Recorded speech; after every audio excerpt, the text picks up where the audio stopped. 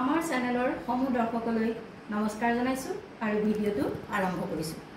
যিসকলে আজি প্ৰথমবাৰৰ বাবে চাইছে তেখেতসকলক আমাৰ চেনেলটো ছাবস্ক্ৰাইব কৰি ল'বৰ কাৰণে অনুৰোধ জনালোঁ আৰু শেষত আপোনালোকে এটা লাইক আৰু শ্বেয়াৰ কৰিব বুলি আশা কৰিলোঁ।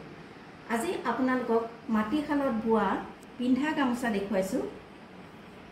এয়া চাওক, যথেষ্ট আহল বহল এইখন গোটেই মেলি দিছোঁ, আপোনালোকে চাব। এইখন চাওক,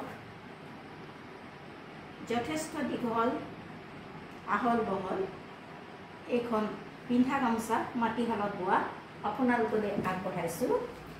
যদিহে আপোনালোকৰ পচন্দৰ ভিতৰত পৰে তেনেহ'লে আমাৰ স্ক্ৰীণত দিয়া হোৱাটছআপ নম্বৰত যোগাযোগ কৰিব। এই গামোচাখনৰ দীঘলটো হৈছে 5 ফুট 8 ইঞ্চি আৰু এই বহলটো হৈছে 2 ফুট 8 ইঞ্চি। যথেষ্ট বহল, যথেষ্ট দীঘল আৰু মাটিশালত বোৱা। এয়া চাওক, কটনৰ ডাঠ, পিন্ধি ভাল পাব। এইখন চাদৰ গামোচা পিন্ধা গামোচা আপোনালোকলৈ আগবঢ়াইছোঁ। যদিহে আপোনালোকৰ পচন্দৰ ভিতৰত পৰে তেনেহ'লে আমাৰ হোৱাটছআপ নম্বৰতে আপোনালোকে অৰ্ডাৰ কৰিব পাৰে।